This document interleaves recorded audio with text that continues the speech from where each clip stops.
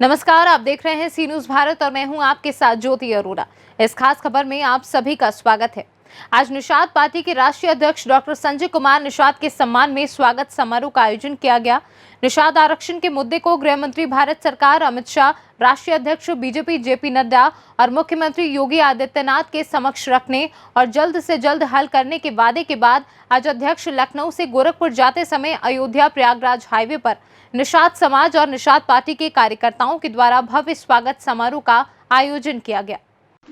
Doctor Nishad ने कहा कि मंत्रिमंडल विस्तार से हमारी उपस्थिति दूसरी या फिर अंतिम प्राथमिकता हो सकती है। समाज के हित के लिए हमें मंत्री पद क्या दुनिया के सभी सुखों का त्याग करना पड़े तो भी करने को तैयार है। निषाद पार्टी ने ना कभी मंत्री पद मांगा है, ना ही विधानसभा चुनाव में सीटों को लेकर कोई उहापोह है। डॉक्टर निषाद का राजनीति में आने का एक ही उद्देश्य है कि ध्येय है वो है मछुआ एससी आरक्षण और मछुआ समाज का विकास। केंद्र और राज्य में काबिज बीजेपी सरकार मछुआ आरक्षण दे, हम बीजेपी के साथ ही रहेंगे। निषाद पार्टी एससी मछुआ आरक्षण लेने के लिए प्रतिबद्ध है और जब तक आरक्षण नहीं मिल जाता निषाद पार्टी इसकी लड़ाई लड़ती रहेगी। निषाद पार्टी की एक ही प्राथमिकता मछुआ एससी आरक्षण लागू करवाना।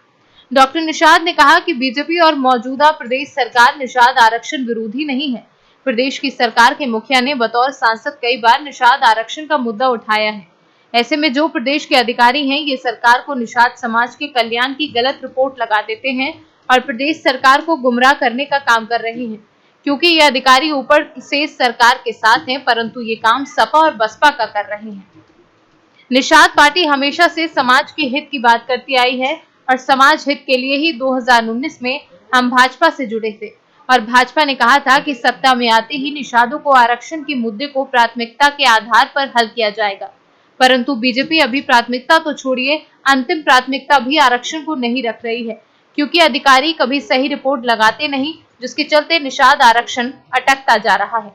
70 साल से दूसरे को नेता बना बना के थक गए और जिसका बटन दबाए नेता बनाए वो इनके नेताओं को मरवा दिया, चाहे फूलन देवी, जमुना निषाद, चाहे महेंद्र राजपूत, राम वर्मा।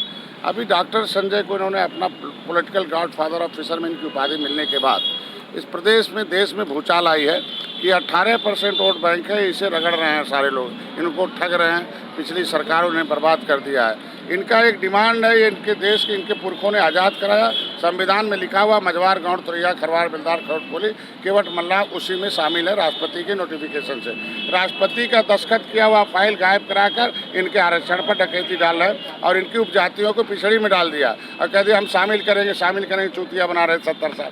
पहली बार है कि राष्ट्रीय अध्यक्ष डॉक्टर संजय कुमार ने राष्ट्रीय पार्टी जो है जो नड्डा साहब राष्ट्रीय जो एक दल है और जो केंद्र और राज्य में सरकार है उनके अपनी वकालत करने का अवसर प्राप्त हुआ। अमित शाह से जो गृह मंत्रालय को आदेश करना है, उन्होंने आश्वस्त किया, क्योंकि भारतीय जनता पार्टी की मंशा पहले से है कि निषादों को हक हिस्सा मिलना चाहिए, क्योंकि माननीय योगी आदित्यनाथ जी कई बार सदन में इनको आवाज़ उठा चुके कि ये अनुसूचित जाति के हकदार हैं, ये कांग्रेस और पिछली सरकारें बर्बाद कर रही है। तो उनकी मंशा सही नहीं होती तो क्यों हमारी आरक्षण की आवाज़ उठाते। तो आज उनकी सरकार यहाँ और दिल्ली में है, वो उसे लागू कर दे। कुछ बिचौलिए हैं जो भारतीय जनता पार्टी को गुमराह किए हुए हैं, यही हमको वहाँ कहना था, इन बिचौलियों को हटाइए और निषादों से नाता जोड़िए। इनके एक सलाह है निषादों का कि भाई सभी डिप्टी सीएम बन गए और सभी जातियों के बन गए। अब निषाद 18% है, हम मित्र हैं, मित्र दल हैं। इनका एक डिमांड है कि डॉक्टर संजय को भी डिप्टी सीएम के चेहरे पर 2022 का चुनाव लड़ा जा, क्योंकि उत्तर प्रदेश का जो चुनाव है, क्योंकि भाई कांग्रेस सपा पिछली सरकारों ने इनके साथ अन्याय किया, उनसे गुस्से में छोड़ दिया। भारतीय जनता पार्टी ने भी जो वादा किया था वो नहीं पूरा हुआ, फिर इन्होंने भी गुस्से में इस बार त्रिस्तरीय चुनाव दूरी बना लिया, तो आज चौथे नंबर पर बीजेपी चली गई।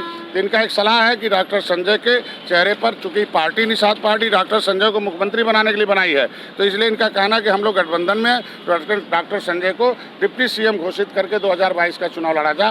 तो ये प्रदेश में जैसे राम और निषाद राज गले मिले थे तो शांति आई थी। राम के पास कोई सेना नहीं थी, ये फैजाबाद राम की नगरी है, यहाँ से निषाद राज यहीं ननिहाल में पढ़ते थे, एक ही गुरुकुल में निषाद राज राम पढ़ते थे। ये ऐतिहासिक क्षेत्र है यहाँ, और फैजाबाद में भारतीय जनता पार्टी की हार हम लोगों को दर्द दे और दुख दे रहा है, क्योंकि पिछली सरकारों के लोग हमारे गांव में घुसे हुए हैं, अब उन्हें गुमराह करते हैं। यही बात मैंने भारतीय जनता पार्टी से कहा कि भाई राम को सेना निषाद राज ने दिया, श्रीलंका पर विजय प्राप्त कर लिया, वो सेना मैं आपके साथ में सेनापति बन के हूँ, मैं चाहता हूँ 2022 का विजय प्राप्त हो। इसलिए सलाह हमारे लोगों ने दिया कि डॉक्टर संजय को डिप्टी सीएम घोषित करके 2022 का चुनाव लड़े हमारे चेहरे पर। तो 18% वोट, क्योंकि 1000 झीलें हैं, हर गांव में पोखरे हैं, 7 बड़ी बड़ी नदियां हैं। हम लोग आज 160 सीटें निषाद बाहुल हैं और 70 तो सीटें ऐसी हैं जो निषाद जो है 70,000 से ऊपर है। तो हमारे लोग आज के दिन में दुख, भाई सभी पार्टियों ने दुखित किया, निषादों को दुख देकर कोई पार्टी सुख नहीं ले सकती है। तो हम लोग उसी आरक्षण के मुद्दे को 70 साल से हम लड़ रहे थे, लेकिन कोई वकील ऐसा नहीं था कि जो प्रधानमंत्री तक अपनी वकालत कर दे। डॉक्टर संजय को इन लोगों ने अपना वकील मान लिया, अपना नेता मान लिया। अब इनकी वकालत करने के लिए दिल्ली तक अपनी आवाज़ बढ़े। हम जब वकील वकालत करता है तभी जजमेंट होता है। तो इनको जल्दी से जल्दी जजमेंट भारतीय जनता पार्टी ने वादा किया है कि इनके 5 प्रमुख। अयोध्या से सीनू संवाददाता अपूर्व पाठक की रिपोर्ट। खास खबर में फिलहाल के लिए इतना ही। देश और दुनिया की तमाम बड़ी खबरों के लिए आप देखते रहिए सी न्यूज़ भारत।